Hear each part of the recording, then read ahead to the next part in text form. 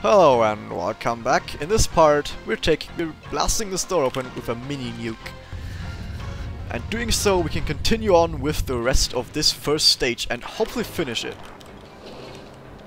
Now, something else to talk about is my health. I have 98 right now. Maximum is 150, and if you pick up health items, it just goes to 100 maximum. But if you pick up the top health, it just goes to 150. And while you're above 100, you cannot pick up any other health items, or at least you can pick them up, but you just don't get any bonus from them. And also you see a sort of, well, there's a ring around my health, which is pretty odd. It's like a green ring that slowly gets drained.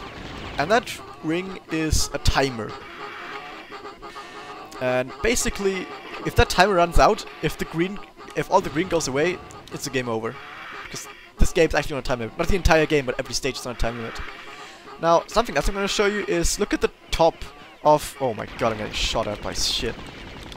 This is the cannon fodder stuff right here. Look at the top of my screen if I shoot something. This sniper rifle actually has some mini cameras, which are really fucking awesome. Because it shows you the shots, which is really cool. Okay, I've never made this shot before, this jump, so let's do it. Oh my god, I fucking made it! Nice.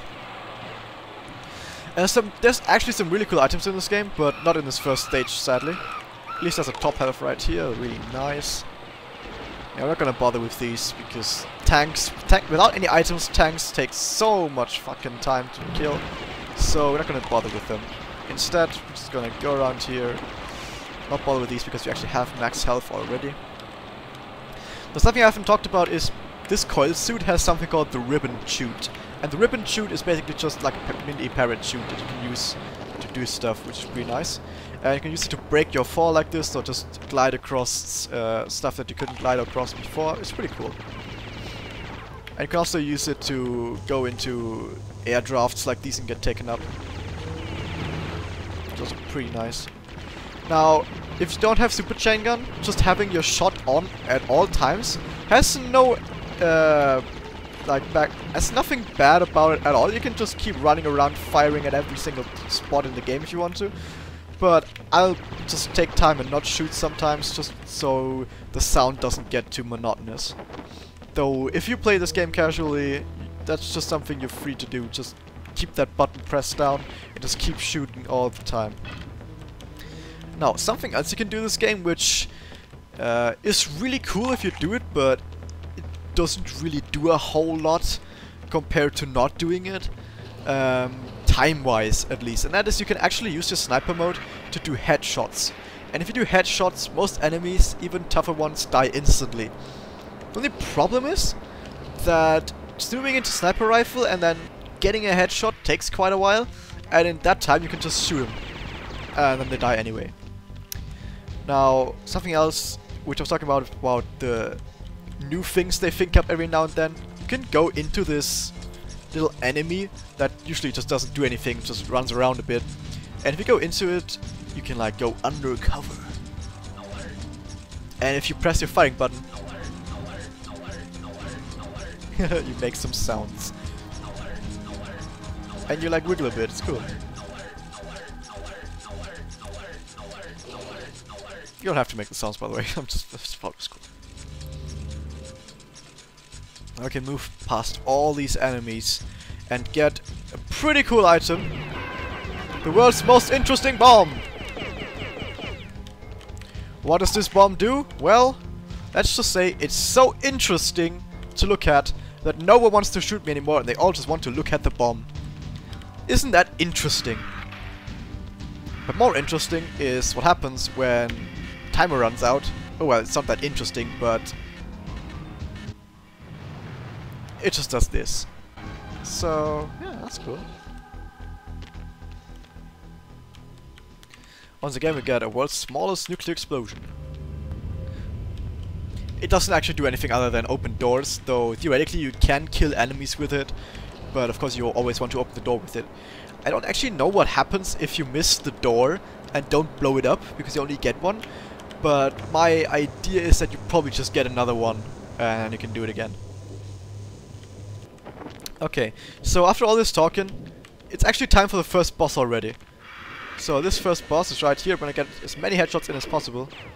Because headshots deal a lot of damage against this guy.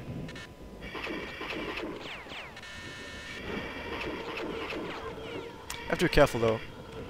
Cool thing is though, I can sidestep while zooming in like this. You can see I'm sidestepping. And also I have homing things. But the thing is, if I can already hit the head, which is rather easy with this enemy, then I don't really need to do that. The problem is he spawns ads, which I can maybe try and get a headshot in.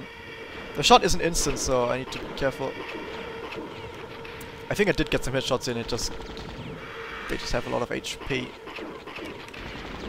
Anyway. Oh yeah, if you kill enemies while they're still airborne, they just explode. And that's really cool. And also if you're playing the PSX version of this game... okay, I probably should have said this. I'm playing this on PC.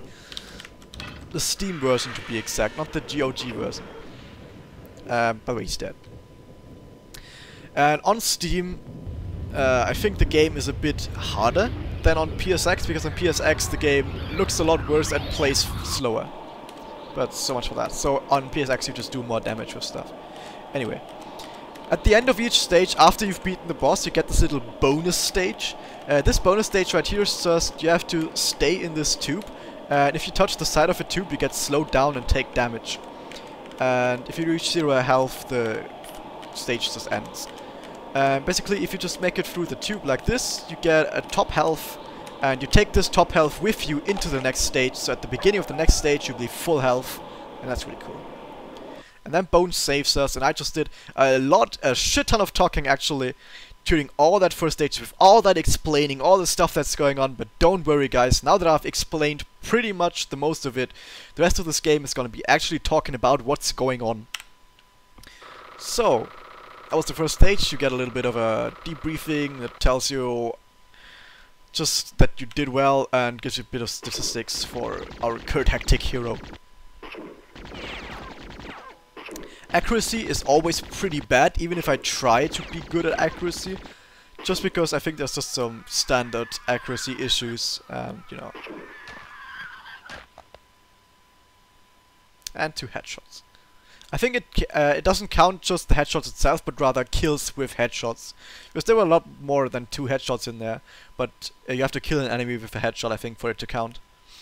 So far so good. That was the first stage. First stage complete. Second stage. Okay, second stage. I don't know. Okay, so that was the end of this as well. Like, that was the first stage in its all entirety. Looking forward to the rest of this game, and see you next time, guys.